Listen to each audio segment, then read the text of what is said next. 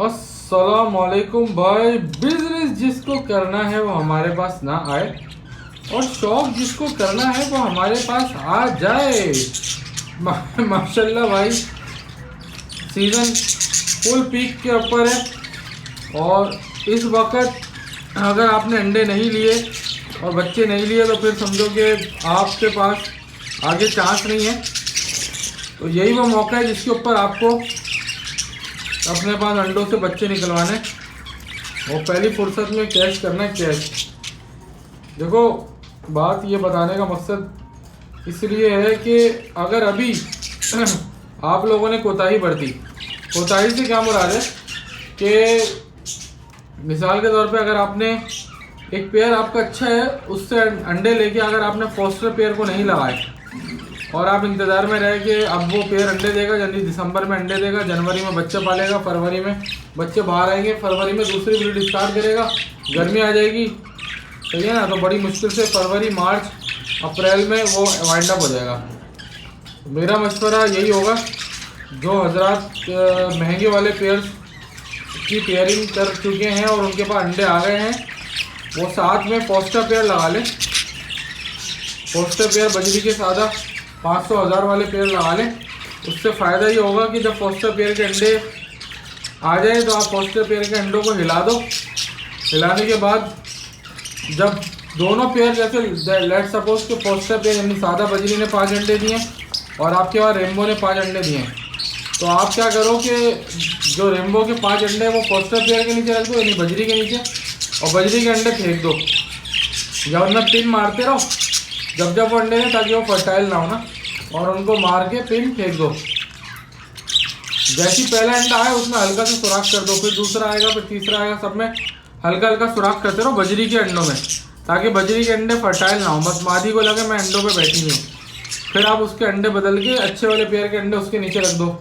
ये बात करने के बाद फ़ायदा क्या होगा आपको? ये फ़ायदा होगा कि आप 1 हफ्ते के बाद दोबारा वो मादी जो आपका अच्छा वाला पेयर है, यानी कि रेम्बो का पेयर है या कोई और पेयर है, वो दोबारा अंडे दे देगा। जब दोबारा अंडे दे देगा तो आपके पास डबल ब्रीड हो गई। जो आपके पास 4 महीने में काम होता है वो आपके पास 2 महीने, 1 महीने के अंदर अंदर हो गया। और अगर आपकी खिलाई पिलाई अच्छी है तो आप फिर दोबारा यही करो, उसके अंडे उठाओ, एक और फोस्टर पेयर के नीचे रख दो, फिर यही करो, फिर उठाओ, फिर। तो इस तरह से आपके पास अच्छे वाले पेयर से ना 5 से 6 ब्रीड हो जाएंगी 2-3 महीने में, जो कि एक्चुअल में आप कराने जाओगे तो आप नहीं कर सकते इतनी ब्रीड।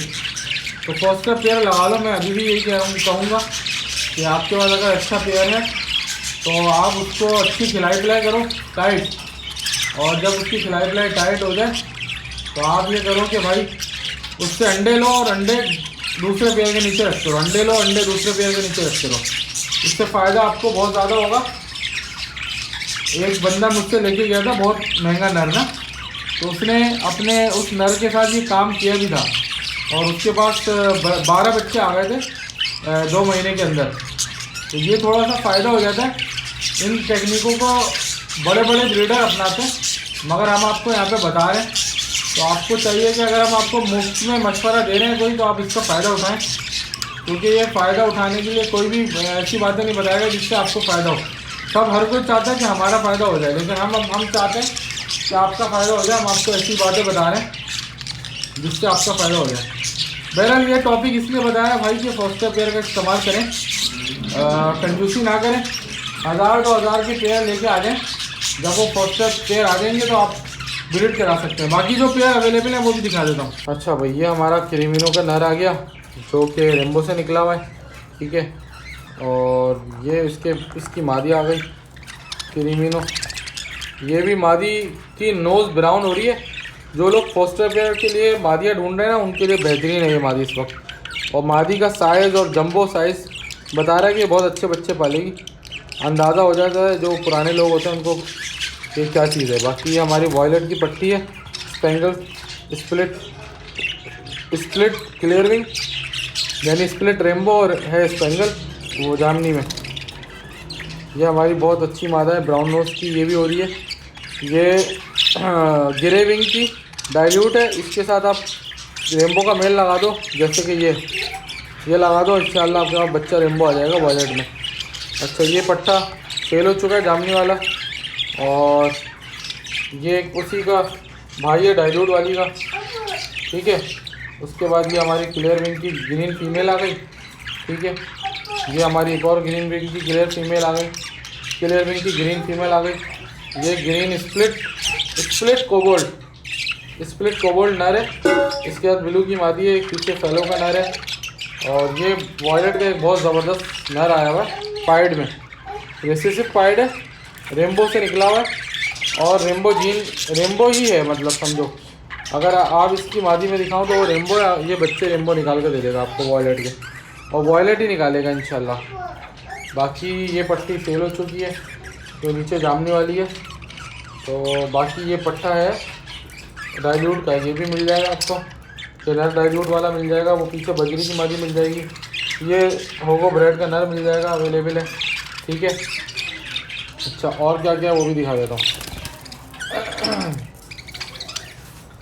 ये पेयर माशाल्लाह से ब्रीड पे आ गया, और मैं कह रहा था कि पेयर ले जाओ, तो किसी ने लिया नहीं। अब मादी ब्राउन नोज पे बॉक्स पकड़ चुकी है, क्रॉस भी खा रही है, तो इंशाल्लाह ये 1-2 दिन में अंडे दे देगी। मैं अभी झांक नहीं रहा ताकि ये टेंशन में ना आ जाए।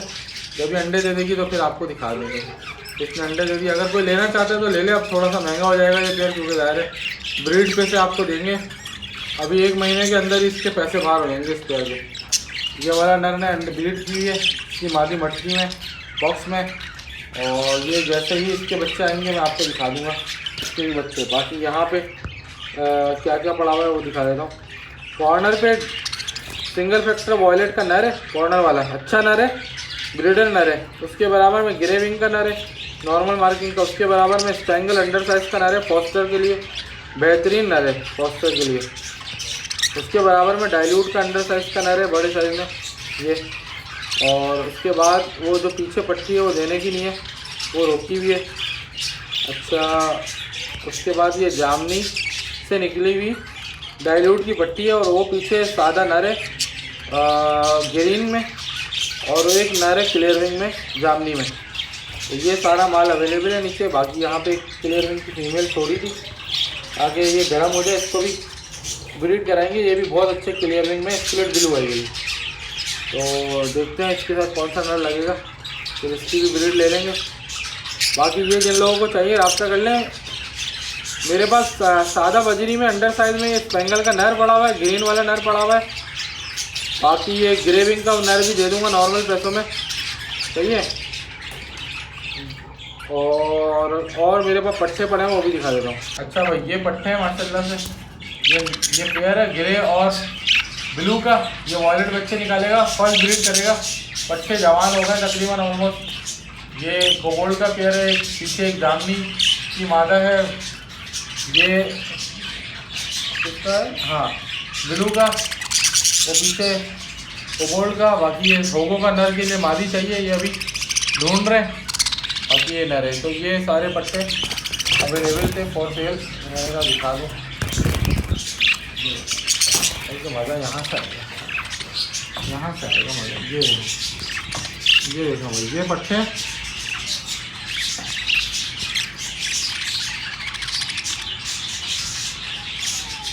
तो जिन लोगों को ये पट्टे चाहिए रब्ता कर लें, इंशाल्लाह ये पट्टे प्रोवाइड कर देंगे आपको, सही है।